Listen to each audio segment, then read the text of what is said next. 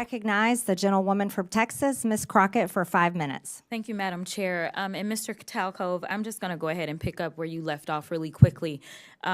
Just to be clear, the upgrades that you're talking about as it relates to our data processes, these aren't things that would be free, are they? They would cost some kind of money. Not looking for a number, but they will cost, correct? Some are free and some would cost money. Okay. All right. So I just want to leave it there because we've had a number of these hearings. So I do want to be clear, before the Trump administration came in, this committee did exist in the form of the Oversight Committee, and our task is to root out waste, fraud, and abuse. In that vein, we had a number of hearings, at least last term. I can't speak for any other term as I'm only in my sophomore term, and we dealt with improper payments.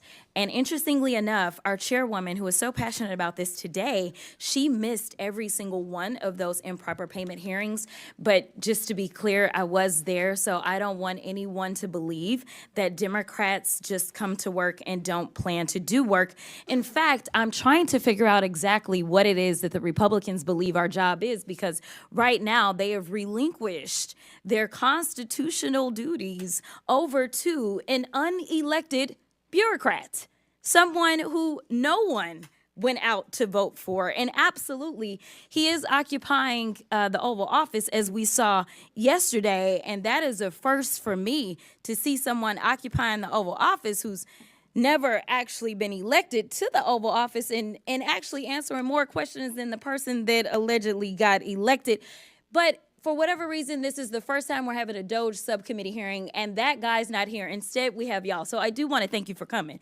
But I will say this. It's also interesting to me that in the first few days of DOGE existing, we know that they are trying to get rid of the Department of Education, USAID, Consumer Financial Protection Bureau. They're laying off FAA workers. They are going after the FDA, the CDC, the HHS, the FBI agents, and they're talking about getting rid of FEMA. And they brought y'all in.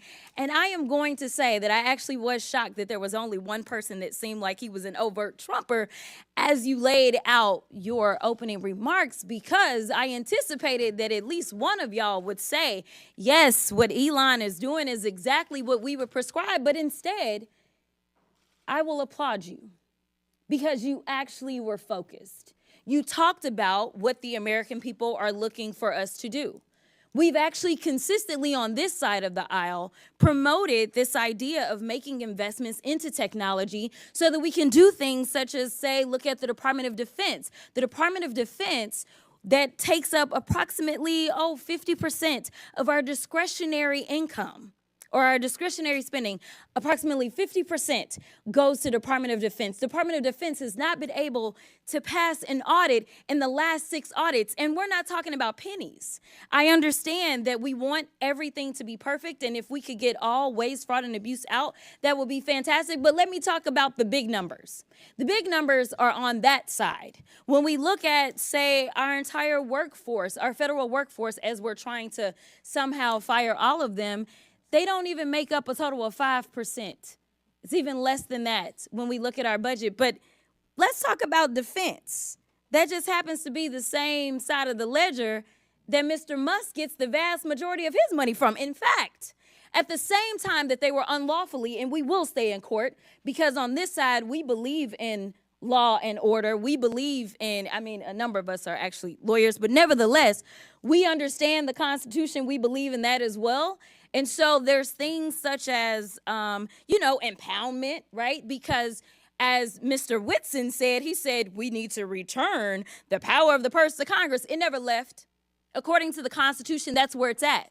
Now, I know that people are confused right now because for whatever reason, we had a guy that went in, and you talk about people invading our data. Listen, people said that they were upset about TikTok, but I'm upset about the guy that runs Twitter, who for sure is doing nefarious things, because I don't understand if you are trying to conduct audits and figure out where the waste, fraud, and abuse is, I don't know why you would go to some tech guy. In fact, it was only techies that were sitting there at inauguration. We didn't have auditors. I would welcome auditors to come in and do forensic audits. In fact, he sat there in the Oval Office yesterday and he admitted that he was lying and he was using his propaganda machine to do it when he said that we sent millions of dollars to Gaza for condoms. That was a lie. So let me tell you something. The We were gentlelady's duly time elected, has expired. And it is time for The us gentlelady's to do our time has job expired. and rein in this rogue actor known The as gentlelady's Elon time Musk. has expired. I now recognize the gentleman from Missouri, Mr. Burleson.